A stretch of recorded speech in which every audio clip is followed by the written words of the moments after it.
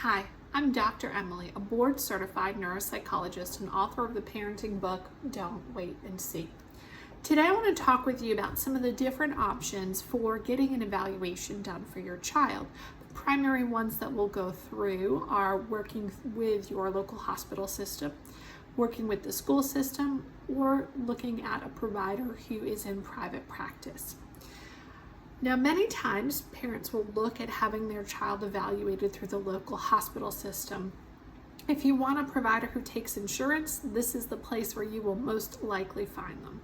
Now, some hospital-based practices will only work with children who have medical conditions. So if your concerns are only around school performance, this may not be an option for you. Be aware that many hospitals function as training sites, so your child's evaluation may be done by a graduate student who's being supervised by a faculty member. Make sure to ask if a trainee will be involved, and if so, what their background is. If your child is young, medically complex, or has significant communication difficulties, their evaluation needs to be done by somebody who's experienced enough to know how to navigate around these issues in order to tap into what your child can do. Now, you may also be able to get your child evaluated through the public school system. This can be a great option, particularly if your child is just having some mild academic issues.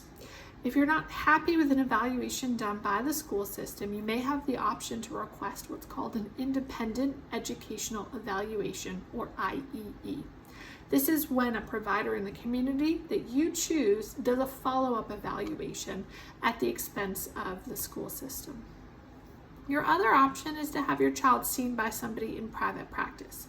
A private practice evaluation will typically be an out-of-pocket expense, but depending on your insurance plan, you may be able to get reimbursed for some of the cost.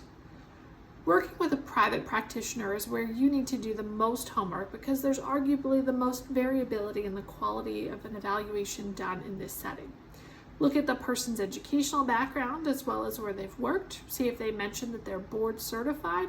Board certification is not something they're required to have, but it means they've gone through additional work to establish their competency. Also, check your state licensing board to see if there are any pending complaints against that provider. Talk to teachers, therapists, pediatricians, or any other people who work with children. These people see reports from providers on a regular basis and can be a great resource around telling you who's well respected and provides helpful information. Thanks.